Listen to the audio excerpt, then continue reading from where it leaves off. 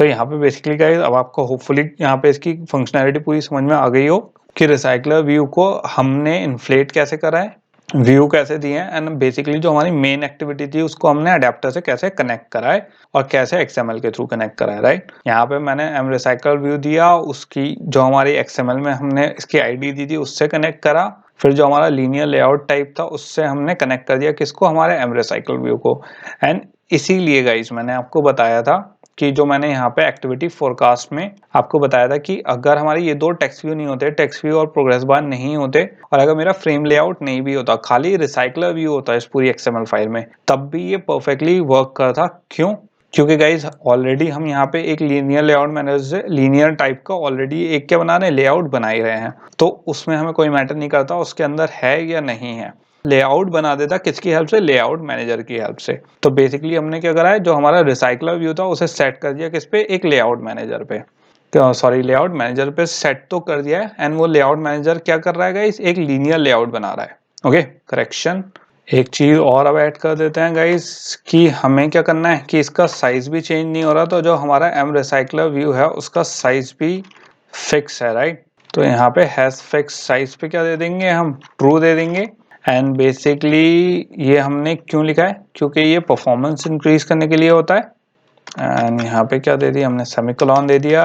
And okay, मेरा यहाँ पे सेट रहेगा तो सेट कर देते हैं इसे, तो यहाँ पे set has fix size, okay. And यहाँ पे क्या कर दिया, ट्रू कर दिया। तो गाइस इसे एक साथ ही बुलाना, वैसे ऐड नहीं होगा ये, ओके। जैसा मैंने वैसे ऐड करा है तो वैसे ऐड नहीं हुआ, तो सिंपल आप क्या करो, दोबारा इरेज करके इसे सेट के ही साथ करके फिर ही सेट करना है इसे। अब क्या कर लेंगे, हमारा आखिरी स्टेप क्या था इसमें, जो हमारा एम फोरकास्ट अडेप्टर था उसे कनेक्ट करना है। अब और यहाँ पे क्या इंस्टेंस क्रिएट कर लेंगे इसका, ये हो गया हमारा इसका इंस्टेंस क्रिएट। अब जो हमारा एम रिसाइकलर व्यू है सिंपल, उस पर क्या करना है, हमें अडेप्टर सेट करना है, सेट अडेप्टर। और यहाँ पे कौन सा अडेप्टर है गाइस, हमारा एम फोरकास्ट अडेप्टर। तो ये क्या हो गया, हमारा अडेप्टर सेट हो गया इस पे।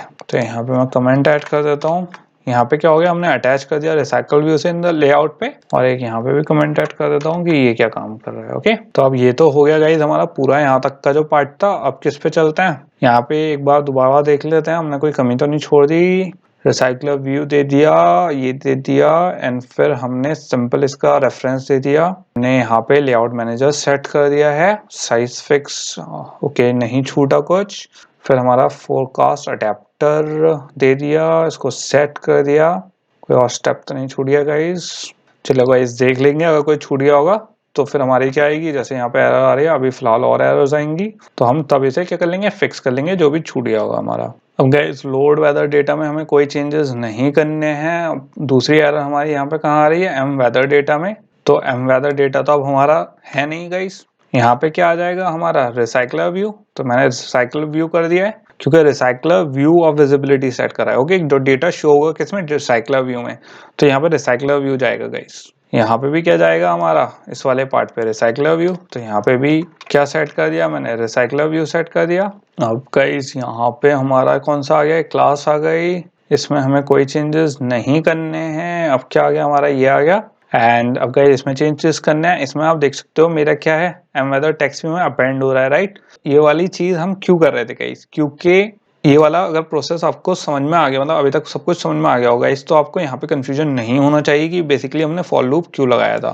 क्योंकि गाइस जिसको अभी भी नहीं आया, मैं एक बार और दोबारा बता देता हूँ। बेसिकली क्या करा था गाइस, एक टेक्स्ट व्यू था और उसी टेक्स्ट व्यू में हम डेटा बेसिकली घुसाए चले जा रहे थे।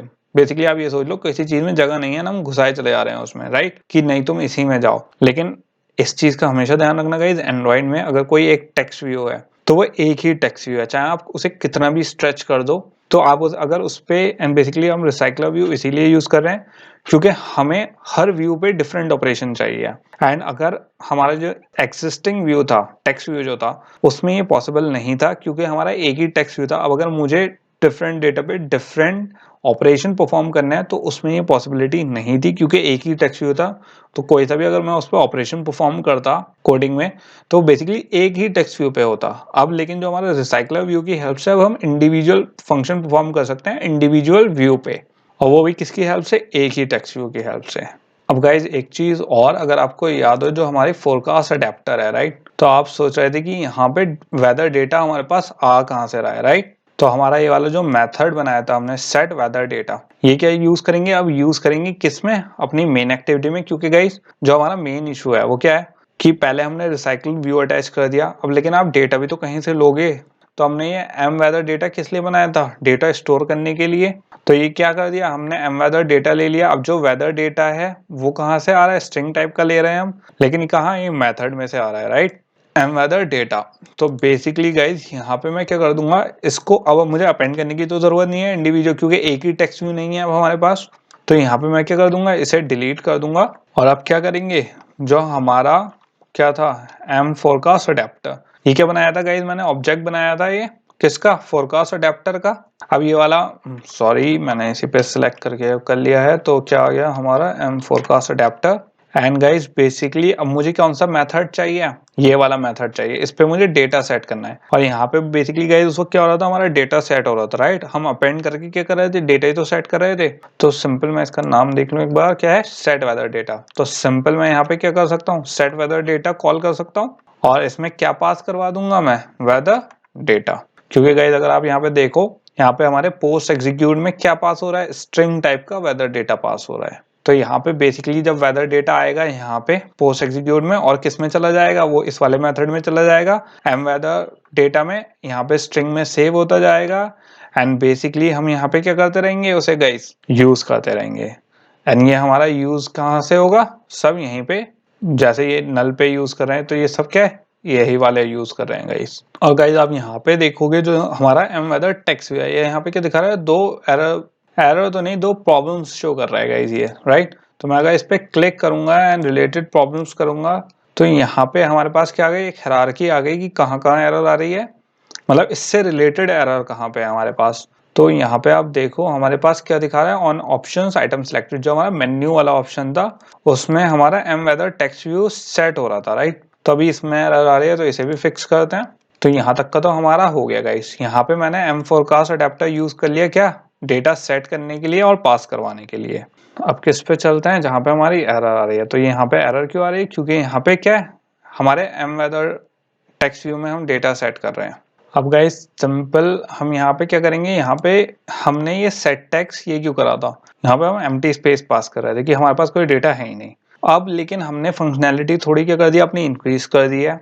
कैसे कि मुझे, अगर आपको याद होगा हमारा जो फोरकास्ट अडेप्टर था, राइट, इसमें यहाँ पे हम क्या कर रहे थे, यहाँ पे हमने गेट काउंट करा था, राइट। तो यहाँ पे जो हमारा डेटा था, तो आपको याद होगा गाइज मैंने यहाँ पे क्या करा था, नल करा था। अब अगर आप थोड़ा लॉजिकली सोचो, मैं यहाँ पे अगर एक काम करूँ कि यहाँ पे इसे डिलीट करके मैं यहाँ पे ले लिया हमारा एम फोरकास्ट अडेप्टर, और मैंने यहाँ पे जो सेट वेदर डेटा है, अब सेट वेदर डेटा कौन सा है गाइस, यही वाला मेथड है जो हम पहले यूज कर रहे थे डेटा फेच करने के लिए। ओके, सेट वेदर डेटा को, क्योंकि यहाँ पे भी रिफ्रेश वाले बटन पे भी क्या करना है गाइस, हमें वेदर ही का डेटा ही तो रिफ्रेश करना है, तो यहीं से तो सेट कर रहे थे।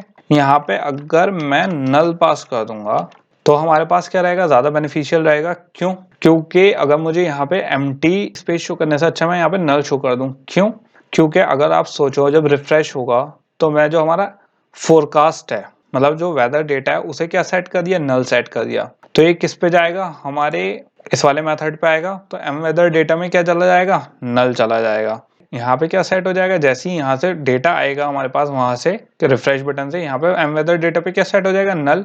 फिर जो हमारा गेट आइटम काउंट है, तो बेसिकली क्योंकि हमारा एम वेदर डेटा क्या है, नल है, तो रिटर्न क्या हो जाएगा, 0। तो बेसिकली गाइस कोई डेटा सेट ही नहीं होगा, तो क्या हो गया, एम्प्टी। और रिफ्रेश में हमें क्या करना था, डेटा एम्प्टी करके शो करवाना था। एंड बेसिकली फिर क्या करेगा हमारा, लोड वेदर डेटा। तो बेसिकली इसमें क्या है गाइस, अगर एम्प्टी हुआ तो सिंपल हमारा वेदर डेटा रन हो जाएगा, और ऑलरेडी अगर नहीं हुआ तो 0 हमारा क्या हो जाएगा, कुछ शो ही नहीं होगा। तो यहाँ पे क्या है, हमारी फंक्शनैलिटी पूरी हो चुकी है। अब भी इसमें एक चीज और कुछ तो नहीं रहेगा गाइस, एक बार और देख लेते हैं कि हमारा इसमें कुछ रह तो नहीं गया है। ओके गाइस, एक चीज आई थिंक एक चीज और रह गई है अभी हमारी, कि मैंने यहाँ पे फोरकास्ट अडेप्टर का कंस्ट्रक्टर नहीं बनाया। ओके, तो इसका एक कंस्ट्रक्टर और क्रिएट कर देते हैं, फोरकास्ट अडेप्टर, और सिंपल इसे क्या कर देते हैं, यहाँ पे छोड़ देते हैं। तो गाइज ये इसलिए बनाया क्योंकि इसका एक डिफॉल्ट मैंने वो बना दिया है, और जो इसके पैरामीटर्स हैं वो बाद में पास करेंगे हम। लेकिन फिलहाल मैंने इसका एक क्यों क्रिएट कर दिया डिफॉल्ट कंस्ट्रक्टर, क्योंकि गाइस थोड़ी सी ये क्या होती है, एक बेस्ट प्रैक्टिस भी होती है अगर आप एक डिफॉल्ट कंस्ट्रक्टर क्रिएट कर दो। एंड थोड़ा सा क्योंकि मेरे दिमाग में आगे भी आइडिया है कि मुझे इसे आगे कैसे यूज करना है, तो मैंने सोचा बाद में ऐड करने से अच्छा, क्योंकि गाइस अगर बाद में मुझे दिमाग से निकल गई ये चीज कि मैंने डिफॉल्ट कंस्ट्रक्टर इसका ऐड नहीं करा, तो फिर क्या आएगी बाद में एरर आएगी। एंड कोड ऐड करने के बाद अगर मेरे पास एरर आती है तो बहुत प्रॉब्लमेटिक वाली बात है। तो इसलिए मेरा हमेशा सजेशन यही है कि आप एक डिफॉल्ट कंस्ट्रक्टर ऐड कर दिया करो गाइस ऐसी सिचुएशन में, अडेप्टर्स में। क्यों? क्योंकि इसमें हम कोई इनिशियलाइज तो कर नहीं रहे हैं। अगर कोड की जरूरत नहीं हुई तो कोई इशू नहीं है, डिफॉल्ट कंस्ट्रक्टर है, सारी चीजें वैसे ही रन होंगी। एंड बाय चांस अगर बाद में आपको इनिशियलाइज करने की जरूरत पड़ती है तो आप इसमें सिंपल पैरामीटर देके आराम से कर सकते हो, तो कोई इशू भी नहीं है। तो थोड़ा सा क्या है, एक आपके लिए इन फ्यूचर थोड़ा सा बेनिफिट हो सकता है। एंड गाइस हमें तो देना ही है इस आगे, होपफुली आई थिंक देना, इसमें भी बहुत चीजें पास होंगी, तो इसे हमने यहाँ पे दे दिया है। एंड आखिरी ये था, अब क्या कर लेते हैं गाइस, इसे एक बार रन करवा के देख लेते हैं अपना इमुलेटर पे एंड देख लेते हैं बेसिकली कैसा हमारा शो हो रहा है ऐप। एंड अब कोई प्रॉब्लम्स नहीं बची हैं गाइस, इसमें हमारे सारे ये पूरा हो चुका है, कोई एरर भी नहीं है। एंड सारी फंक्शनैलिटी भी हमने क्या कर दी है इसमें ऐड कर दी है। तो होपफुली गाइस आपको ये वाला कॉन्सेप्ट समझ में आ गया हो किसका, रिसाइकलर व्यू का। थोड़ा सा टफ है लेकिन आप जैसे जैसे प्रैक्टिस करते रहोगे, होपफुली गाइस मैंने पूरी अपनी बेस्ट कोशिश करी है इसमें आपको रिसाइकलर व्यू अच्छे से समझाने का, कि इसका बेस्ट वर्जन जो है कि रिसाइकलर व्यू इससे इजी तरीके से मैं नहीं समझा सकता स्टेप बाय स्टेप गाइस, कि कौन सी चीज कहाँ जा रही है और कैसे वर्क कर रही है। तो अब क्या करके देख लेते हैं, एमुलेटर रन करके देख लेते हैं कि कैसा शो हो रहा है गाइस।